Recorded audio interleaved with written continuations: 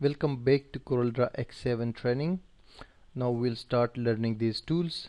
The first tool here you see is called select tool. Basically this is pick tool.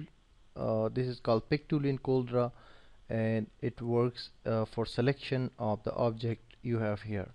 But basically, if you just observe these tools, you will see a very small arrow with some tools. These small arrows means there are some other tools inside these, some other tools associated with this tool, which you see in front of you. So some inner tools are there. So if you press the mouse key, the left key, just press that for a while, you will see the inside options or inside tools within that tool which has that small arrow. For example, I just pressed my mouse key, note the right one, so I see that within the pick tool there are two more tools, freehand pick and free transform. So we can also use the inner tools or inside tools also. So first of all, I will tell you about this pick tool. This pick tool is actually used for selecting the rectangle or any object you have in this area. For example, if we create a rectangle using this tool is a rectangle tool.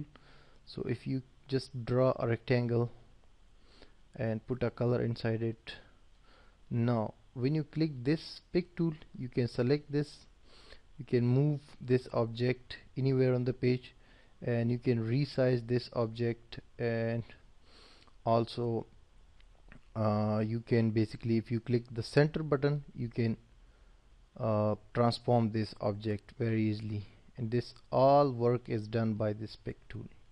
So this is a simple thing. If you click again on the center, you will see once again the positions for resizing this object, and if you press shift key from your keyboard, you will see this will be basically resizing equally from four corners, and that is something like that, very simple. Now if I just press my mouse key, I can select the another tool, this one, freehand one.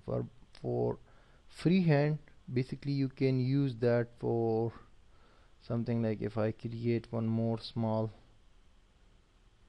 object and one more small here, I have now I have 4 to 5 objects, and if I fill some color into different color into these all objects, so I want to show the usage of that tool. This one, basically the first one tool is pick tool, so you can just pick any object and can move on the page and also can resize it.